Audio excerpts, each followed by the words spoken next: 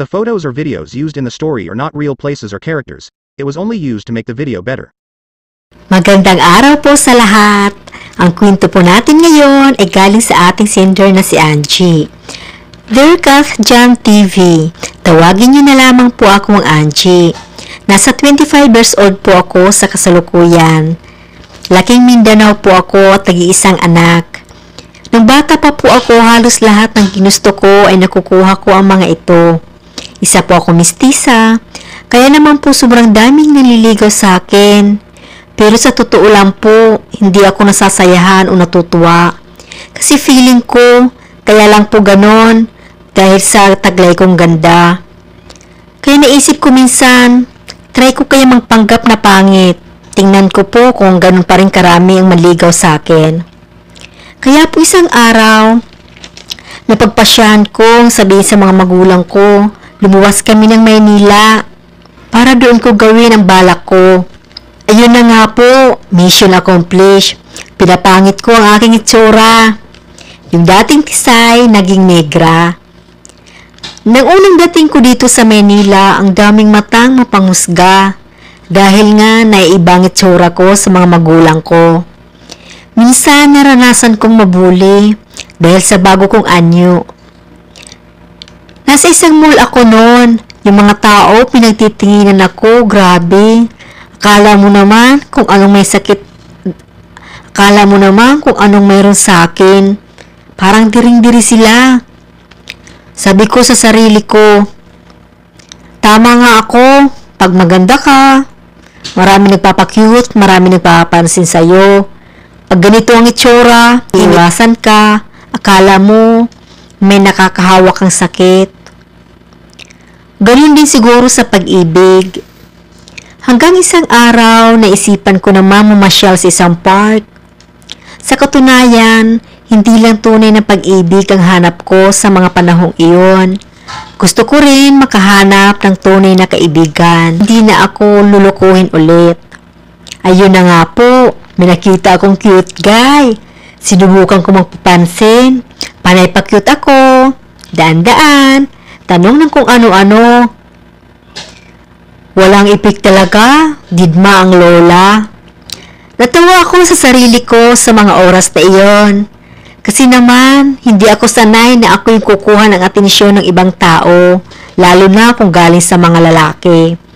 Sanay kasi ako na ako yung nilalapitan, sa akin sila nagpapapansin o nagpapakyut. Lumipat ako ng pwesto. Halos naikot ko na ang buong park sa mga oras na iyon. Wala talaga nagtiyaga sa akin. Wala man lang nakipag-friend. Doon ko naramdaman ang lungkot para sa ibang tao. Sabi ko sa sarili ko, ganito pala ang pakiramdam nang iniiwasan ka, nang wala man lang halos tumitingin sa'yo, hindi ka pinapansin na parang wala lang. Nasabi ko sa sarili, hindi importante ang panlabas na anyo, dapat sana yung panloob, yung pagiging mabuting tao, pagkakaroon ng mabuting puso ang tinitingnan ng bawat isa. Ayun na nga po, napagod na ako sa kakaikot, nag-decide na akong umuwi. Habang naglalakad ako papuntang parking area, may isang mama na humablot sa bag ko. May dalawang binatang nakakita sa pangyayari. Ang sakit!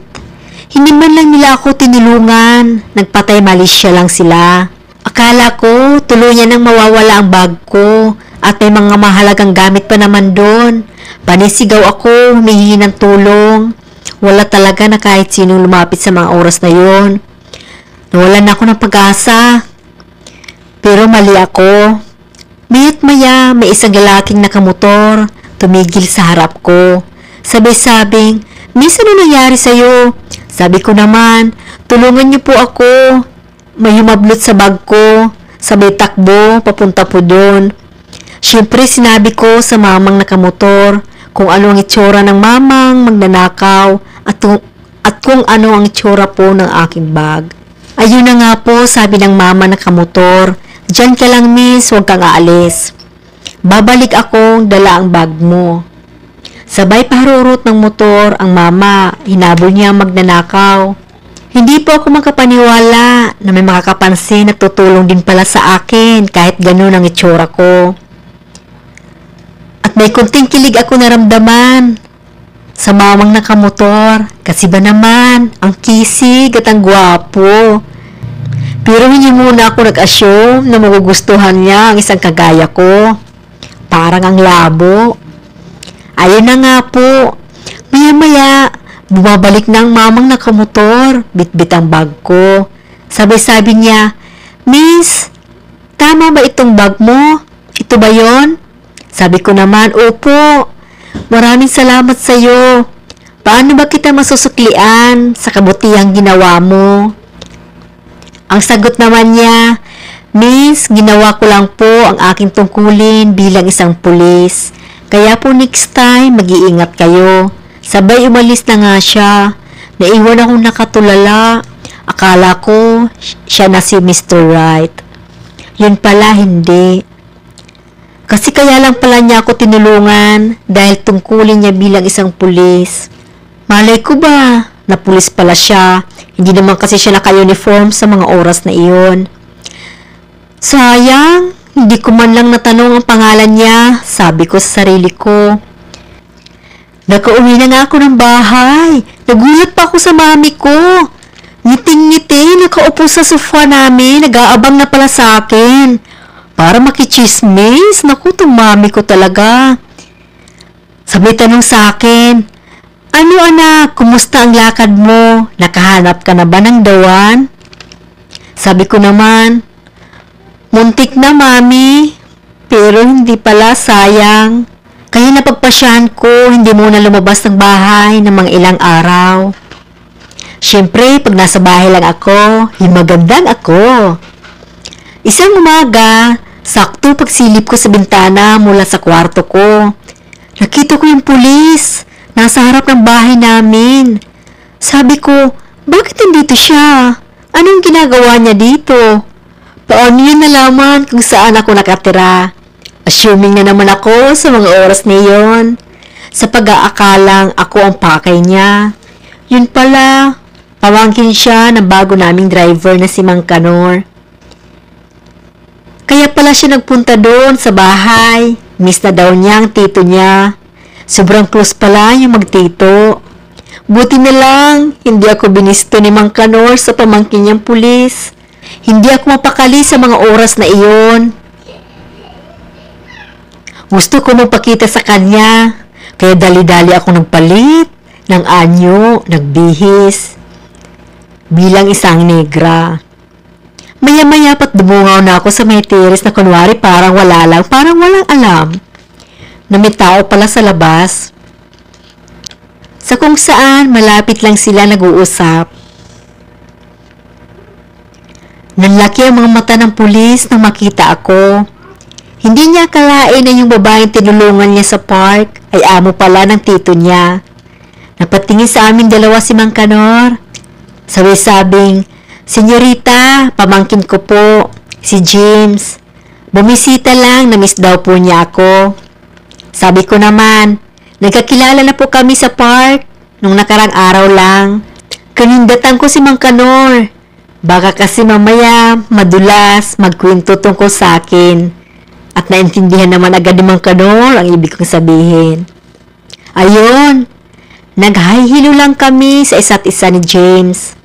Maya't maya pa, nagpaalam na. Sabing, "Ma'am, maraming salamat po, aalis na ako." Sabi ko naman, "Angie." Ayun, nagpaalam ulit. "Ma'am Angie, nice to see you." Again. Wow, kinilig ako noong oras na yon. Sabay ngiti siya.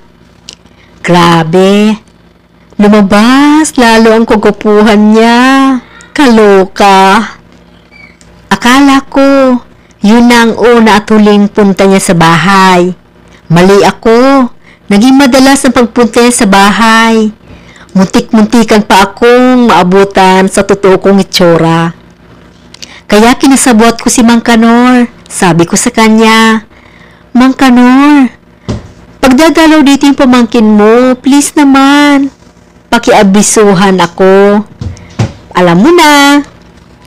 Para mag-transform. Sabay tawa si Mang Kanor sa sinabi ko. Ayun na nga. Naging magkaibigan kami ni James. Dahil kay Mang Kanor. Naging madalas ang paglabas namin ni James hanggang sa isang araw. Nagulat ako, may dalang bulaklak. Nang dumalaw sa bahay. Biniro ko pa siya. Sabi ko, anong mayroon? Pabulaklak ka pa dyan. Sabi naman niya, ganun naman talaga pag-aakyat ka ng ligaw. Natigilan ako sa mga sinabi niya. Sabi ko, ano? Ano ito, joke? Okay ka lang? Sure ka ba? Ako? Niligawan mo? Sige nga, Aber. Bigyan mo nga ako ng magandang dahilan para ligawan mo at mapasagot mo.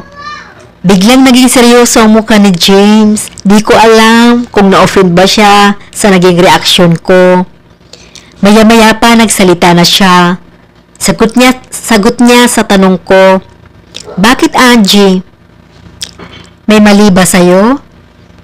Kaya hindi ka pwede ligawan? Tingnan mo nga ang itsura ko sa itsura mo. Ano? Gusto mo bang pagtawanan ka ng mga kaibigan mo? Sa gwapo mong yan? Tas isang kagaya ko lang ang magugustuhan mo? Ano ba kasi ang nagustuhan mo sa akin? Sabi naman niya, Angie, mabuti kang tao. May mabuti kang puso. Sapat na yun para mahalin ka. Sa totoo lang po, hindi ko alam kung kikiligin ba ako o kakabahan sa panliligaw ni James sa akin. Dahil lingid sa kaalaman ni James, sinabi lahat sa akin ni Mang Kanor ang pang-iiwan sa kanya ng pinakamamahal niyang girlfriend na isang model. Dapat sana ikakasal na sila noon. Hindi pumayag ang girlfriend nito dahil mas pinili ang pagiging isang modelo kaysa maging asawa niya. At mukhang naghahanap lang si James sa mga panahong iyon ng pampalipas oras para mapagtakpan ang pangungulila niya sa girlfriend niyang pinakamamahal niya. Na alam ko naman, umaasa pa rin siya na isang araw magkakabalikan ito. Hindi ko siya sinagot sa pagkakataong iyon sa kanyang panliligaw sa akin. Kahit sobrang mahal ko siya noon, gusto ko kasi yung tunay na pag-ibig, hindi yung gagamitin lang ako.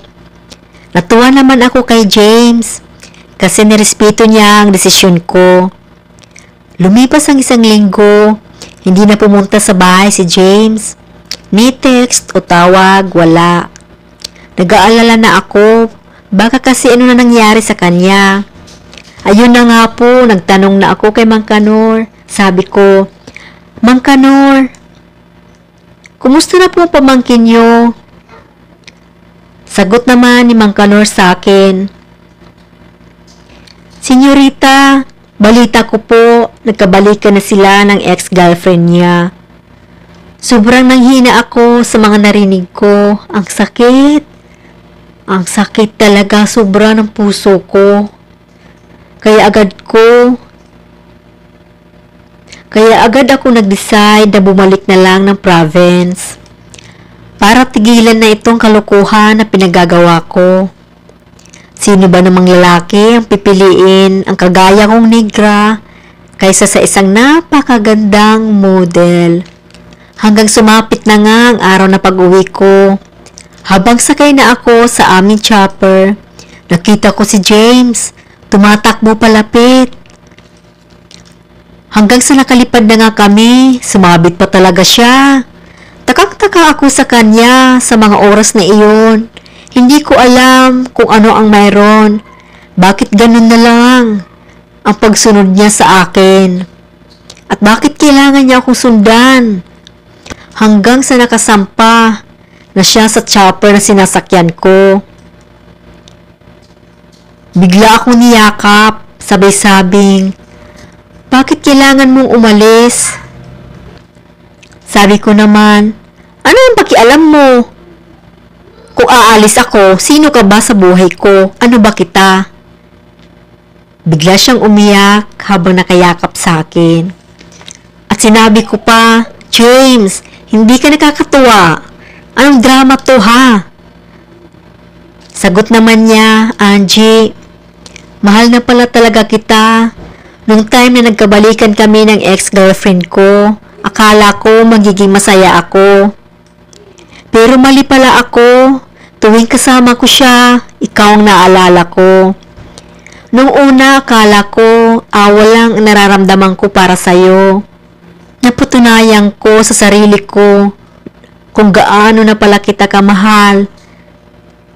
Nung mga araw na hindi kita nakikita, tila bang may kulang sa akin. Kahit kasama kong dating babaeng pinangarap ko maging asawa. Kaya napagpasyahan kong tuluyan ng wakasan ang relasyon namin. Wala akong masagot sa mga oras na yon kay James. Kaya ang sabi ko na lang, paano mo nalaman na uuwi na ako ng province? Sabi naman niya, sa tito ko, tumawag ako sa kanya kanina. At yun nga sinabi niyang pauwi ka na sa araw mismo na ito. Kaya agad akong pumunta. Baka sakaling maabutan ka, salamat at naabutan niya kita. Sa mga pagkakataong iyon, naramdaman ko at nakita ko sa mga mata ni James na sigurado na siya sa mga sinasabi niya, sa mga pinapakita niya sa akin. Na sure na siya na ako na talaga yung mahal niya at wala nang iba pa. Kaya yun, sinagot ko agad siya, taging kami. Yun na nga, naging official ng aming relasyon. After 3 months, mula na maging kami ni James, nag-decide na ako, ipakita ang tunay kong itsura. Yung magandang ako. Ayun na nga. Nagulat ako, hindi ko makapaniwala sa naging reaksyon niya. Kasi ba naman, imbis na matuwa kasi maganda ako. Maganda pala ako, hindi negra. Nagalit. Bakit ko daw siya pinagluloko at pinaglalaruan? Sabi ko naman, hindi sa ganun. At ipinaliwanag ko sa kanya ang lahat-lahat kung bakit ko yun nagawa. Buti na lang, naintindihan niya at naging okay din ang lahat. Sa ngayon, engaged na kami. May balak na magpakasal pag okay na ang lahat, pag wala ng pandemic. Para happy, di ba? Hanggang dito na lamang po ang aking liham. Sana po nagustuhan ito lahat ng mga tagapakinig. Angie.